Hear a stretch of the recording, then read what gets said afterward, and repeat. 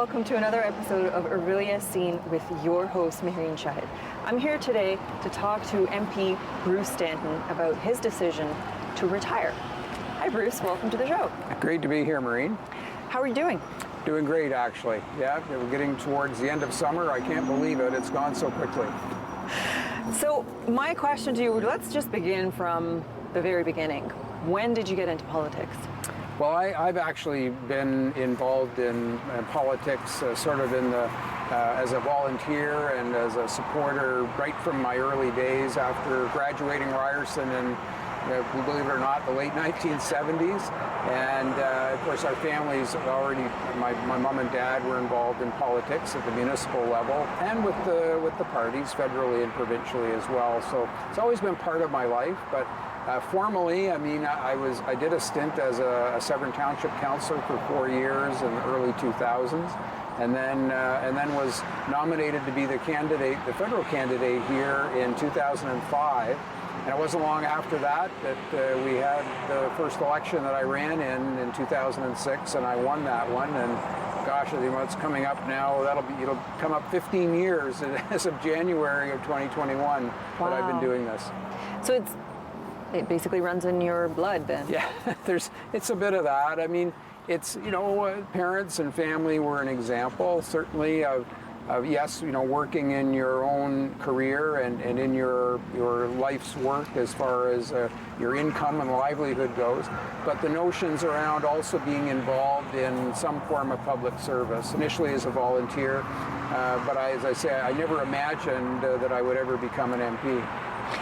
So I'm going to be very candid with you here, Bruce. A lot of people that I talk to say that you're a very red liberal person. Why the progressive conservatives? Well, I mean, I've always been a conservative. I know that the notions around conservatism generally, of course, always moves a little bit depending on the era that we're in. But I honestly, when I look at conservative leaders, and I'm a student of leaders like Abraham Lincoln and Churchill, Mulrooney, people who have really captured the essence of conservatism around good, strong fiscal discipline, the importance of governments and the state providing a direction and fairness in society, but ultimately making sure that government also stands out of the way to allow people to pursue their aspirations, the things that they want to fulfill in their lives, and not being an impediment to that as well. So it kind of strikes a line with all of those, and I can see how some people may view that, because from one policy to another, it depends on where you think your conservatism can be applied, and I've followed that rule throughout my years as an MP. What was the feeling like when you were first elected as MP? It was, initially very difficult to accept. You work hard. In that first election in 2005, we were the incumbent at that time, Mr. Paul de Valère. He had been a very good MP here for 12 and a half years in Simcoe North. He decided to step away from it, and there was a new but very vibrant and capable Liberal party organization in the local riding. So we had our work cut out for us, and quite honestly, it was a campaign over the Christmas period, went from late November to mid-January. And it was a long campaign, and you're really caught up in the sort of day-to-day demands of that. And it wasn't until the sort of few days after that you win that you sort of reckon with the reality of all that. But I soon got into it and enjoyed the work. We got our office going and quickly learned what the expectations of constituents here in Simcoe North would be. And how has that changed over the years? Because you've been re-elected a number of times. Is it a different feeling every time, or is it the same feeling, or does it become dull? It's never dull, I can tell you that. You're always on pins and needles because you really don't know where the electorate is. You work hard in most campaigns, you're trying to identify your vote, and then the whole work is around finding out of the people who have indicated that they will support you, to give them a nudge so they'll all get to the polls to vote.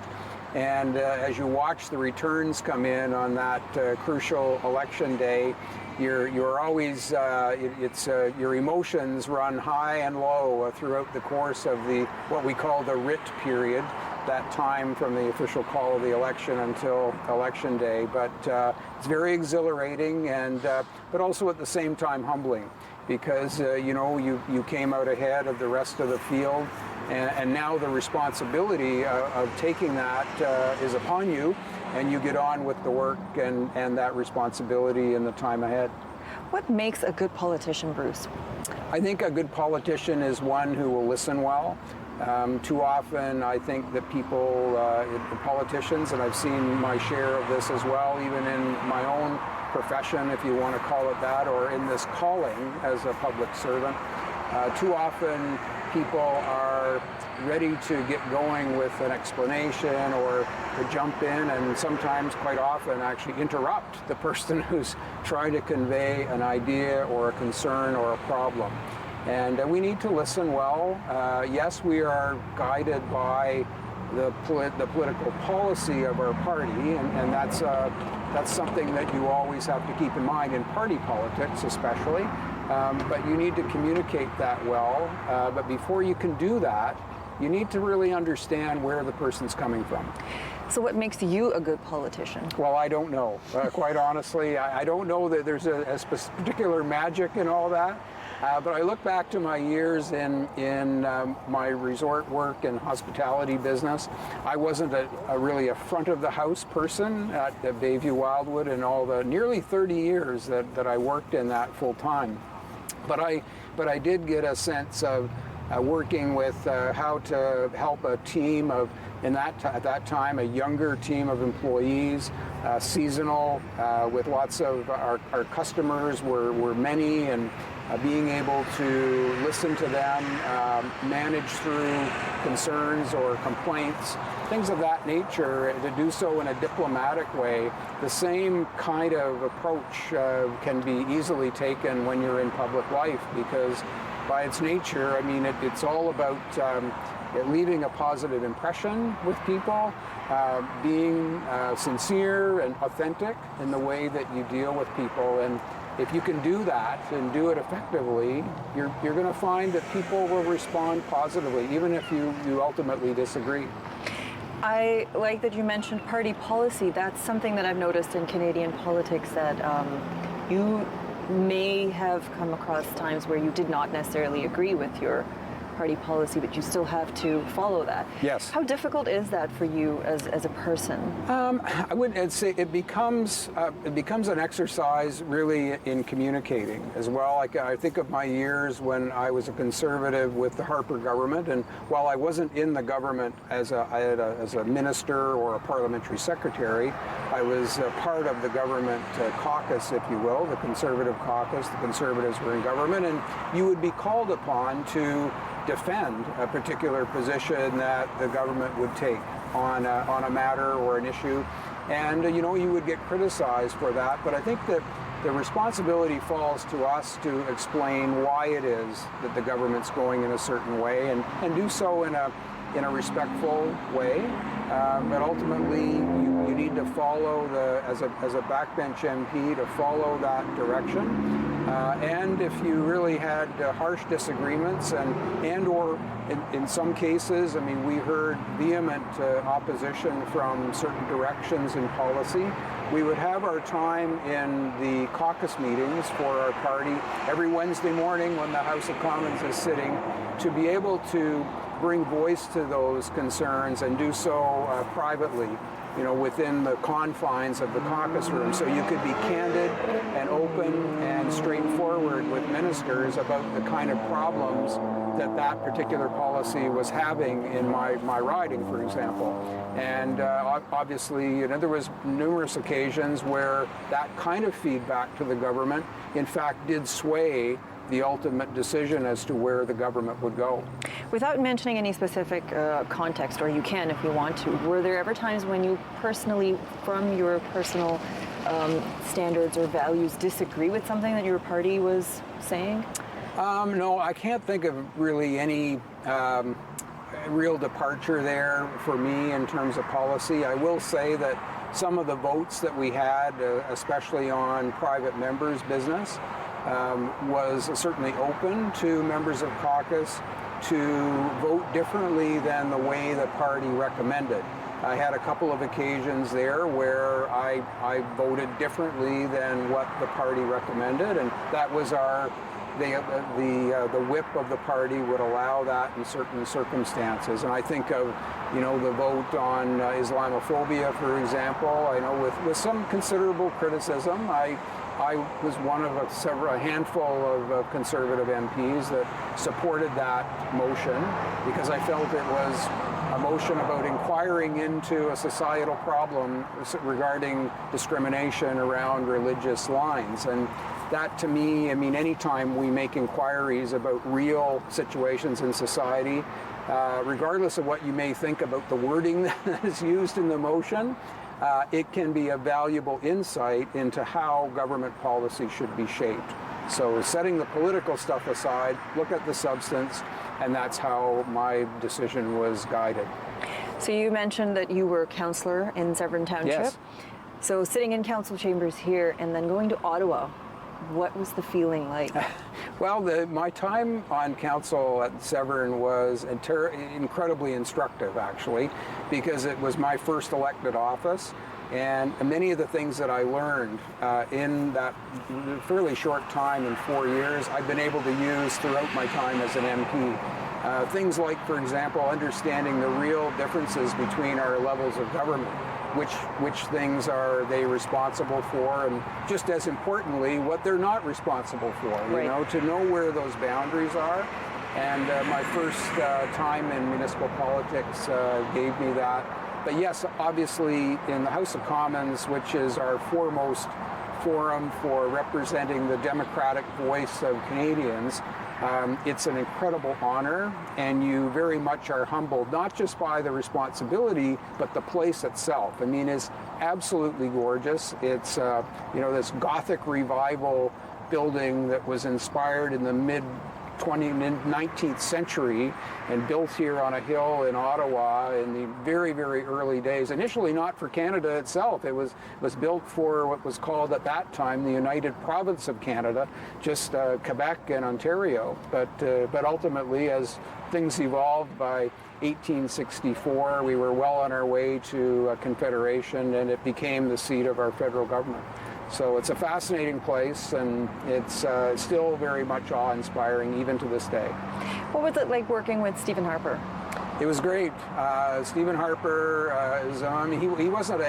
he wasn't an outward personality. As you know, he's a quiet, thoughtful, intelligent guy who always carried what he considered to be the important responsibilities of governing in Canada, looking out for the livelihoods of Canadians. And yes, he'll have his critics out there, but in all my time, I found him to be a very kind and sincere, a family. Right at the heart of many of his outlook on things was his own family and his own upbringing, initially here in Ontario and then later in Alberta. So he in many ways defined what I think had qualities of what we would like to see in a prime minister. And he was our 22nd, I think. I think Prime Minister Trudeau is the 23rd. I could be off by one there, but I think that's pretty close. And but he as well as others, we all knew that when you're working in Parliament and working in the House of Commons, you really are working and building upon the immense amount of work that has been done by those who went before you. So the shoulders of those who sort of built the starting point for where you as a parliamentarian begin. Tell me about Aaron O'Toole. So Aaron he was new to me. He won in a by-election in 2012. I didn't know anything about him really until he made his first appearance in the House. He was very well supported by members of our own caucus, so the reviews on him were great. He's the son of John O'Toole, who was a member in the provincial parliament during the time of Mike Harris. So he had, great political roots in the family, just like us. But when I first saw him speak in the House, I remember sending him a note just as I do from time to time. If if I'm a presiding officer in the House, you get a chance to actually be the target of the members' speech, because when they speak to the chair. So that's the way it's done in Parliament. So you're sitting there as at that time, the singular audience for the member's speech. And it was an excellent speech. He did much of it without notes. It was sincere, it was authentic. He talked on subjects that he understood, and he communicated them in a way that, in my view, would resonate very well with his audience. So right from the get-go, I was impressed. I sent him a note to tell him so. He hasn't forgot about that, but he also put together in this leadership campaign a very savvy, well-designed and well-implemented campaign to win the leadership.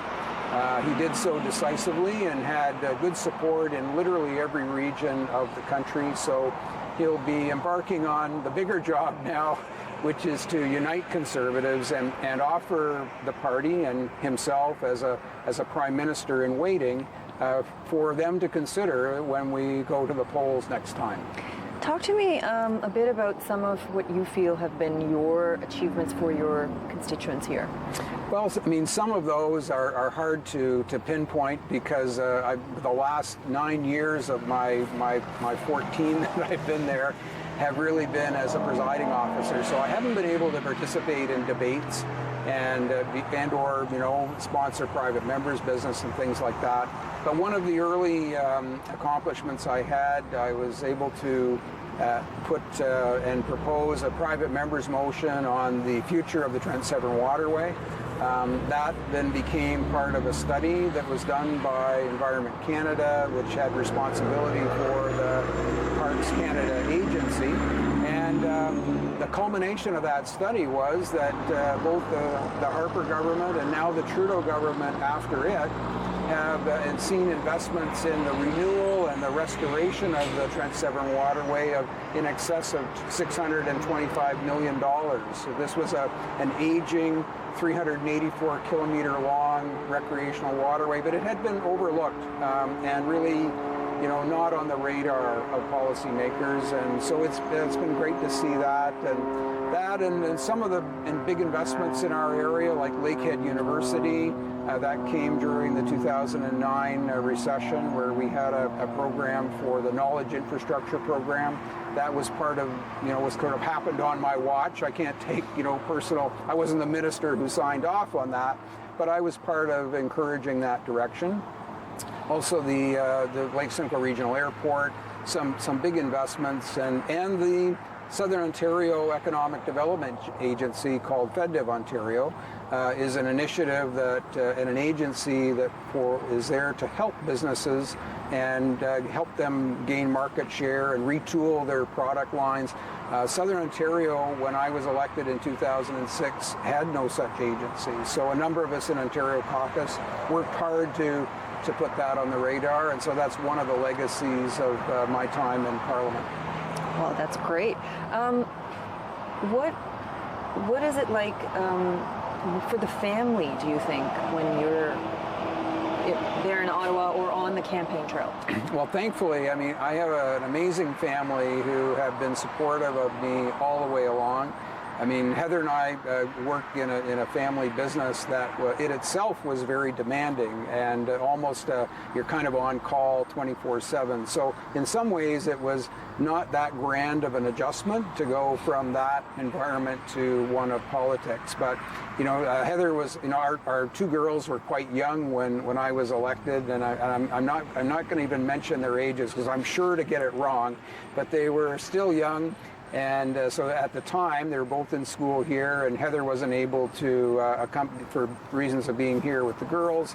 I was up in Ottawa my own for the most of the first time of my being there. But then as the girls graduated, went off to university, Heather was able to spend a bit more time with me on those trips to Ottawa. And it's always been accompanying me on as many of the events and things, different occasions in the riding where we could be out meeting the people here in the riding, and that's what it's all about. You've got to be there and be accessible for people, and we both enjoy doing that, thankfully. This is a very difficult job to do without good family support, and I had the privilege of having it in abundance. It's been there, that's for sure. Any of your family members thinking of joining the party? Well, we continue to be a political family. Our daughters and I have an older son and daughter as well that live here near Orillia, and our son Jason is still working at the family business out at Bayview Wildwood. But I think it's hard to say, nothing formal, but they all have shown an interest in political life and in public service that I think perhaps down the road, who knows? I mean, they may just take up the mantle. It's hard to say. So who is filling your shoes, Bruce? So we don't know yet. There will be a process in place. Of course, I'll be around until as the MP here in the riding until the next election.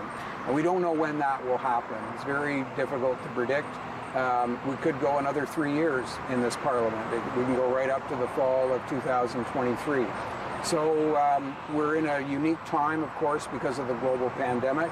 But what the party will do, I suspect, is they will, for ridings like mine, where the incumbent member is not offering again, they will start to look at opening up a process where people who are aspiring to run as a candidate here will have the chance to do that and get out and hustle and sell memberships so that they can get support for that, what I hope, and I think it will be, a very competitive process to choose a new candidate. Without naming names, have you had any conversations with any interested candidates? Yes, of course, yes, and I've encouraged that. I mean, look, I've said to people, I've been within the conservative family here in Simcoe North, I've said, look, if you're interested to know, even for the purposes of deciding if this is something that you want to do, ring me up and I'd be glad to, Heather and I'll sit down with you and your spouse or your family members, and we'd be happy to kind of just give you a glimpse into what the reality of this kind of work is, and we're happy to do that. And I've had several conversations, and I think people are thinking that over. So we'll see what happens. But it's going to be an exciting event. It only happens here in Simcoe North about every 15 years. I mean, it's a kind of a crazy thing because I'm actually, it's a neat statistic. I'm actually only the 4th MP in this riding in my lifetime. Really? And I'm going to be 63 this year, but I'm only the 4th.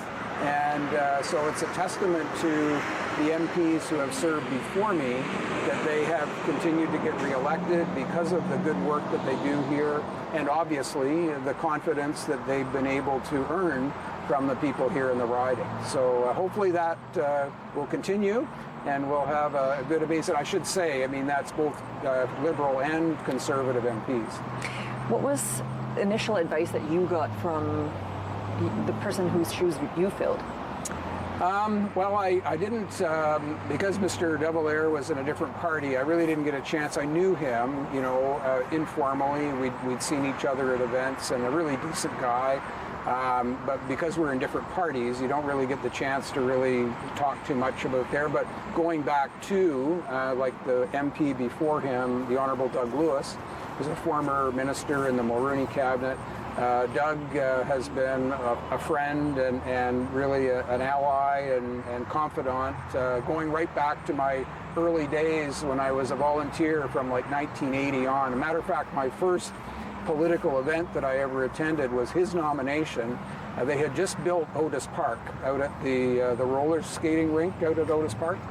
It was just built literally the fall before his nomination. And one of the first events that was held in it was his nomination event, and he won that event, and it was an exciting and fascinating event with literally almost 2,000 people in attendance, and signs and music, and this political democratic event was on display, and it was quite exciting. And so maybe I caught the bug then and continued to go out for that. What are 3 words of advice you would give to your successor?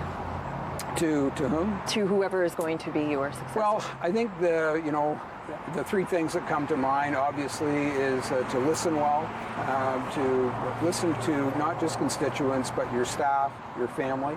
I would say that you need to be thoughtful and patient, and not, you have to be careful not to just sort of jump at your responses, to think things through and be prepared. I think, as with so many different occupations and disciplines, the time you take to read, prepare, do the advance work always gets you in a better spot to be able to, especially on difficult and complex questions. You can't just sort of, grab the latest headline or commentary in the media to be the source of how you should respond to a particular question. So, listening and being prepared, and these are things that I would certainly recommend. So what's a travel destination you have in mind? Well, that's a good question. I mean, right now, of course, it's a little bit restricted in that sense because of the pandemic, but no real set plans initially, but we both have an interest in getting back when we can to traveling in Europe. Each of our families originate from there. I've always been a student of European history, and especially because it ties in so well with Canada's and America's history, quite honestly. So it is the roots of many of the institutions and law and order, the facets of our political system really all come from Europe. And the people. I mean, it's just a fascinating space. But, until we can do that, we're going to travel in our own country and take some real good time to go to places like Newfoundland and the East Coast, to get over to the West Coast and spend some real quality time in British Columbia and across the prairies. I mean, this is a country that is incredibly rich in its history, certainly in its nature and the landscapes that we can learn from. And that's one of the things actually as an MP, and I've been a civilian all my life. When you get into a role like this, you get a glimpse of what Canada's history has been like as well. And the military history and the roots of all of that is just fascinating, and it's not boring. It's absolutely fascinating and interesting, and I look forward to that. So a lot of us are very sad that you are retiring, and we want to know what you will be doing after you retire. Well, Heather and I don't have any sort of immediate plans. We're not moving away or anything. We're still going to be here in the riding. We love where we live, kind of almost in the center of the riding. It's a great spot to be. Our family is all here for the most part. We have one daughter in Ottawa. But we no immediate plans, but we're going to be using this time not being in the spotlight and not with the day-to-day demands to do some of the things that we hope to do in our lives with regards to travel, a little bit more time with our grandchildren. We have 6 grandchildren that we, unfortunately have either not had the discipline to or literally enough time to spend with them. And so we look forward to having a bit more time with them. Well, I'm glad, Bruce, that you're going to be around here, and we might catch you at an event or two. You no doubt will. Well, thank you very much for talking to me today and for sharing some of your political life experiences with me. Thank you, Mehreen. We appreciate it. And that's it for this episode. I'll see you next time.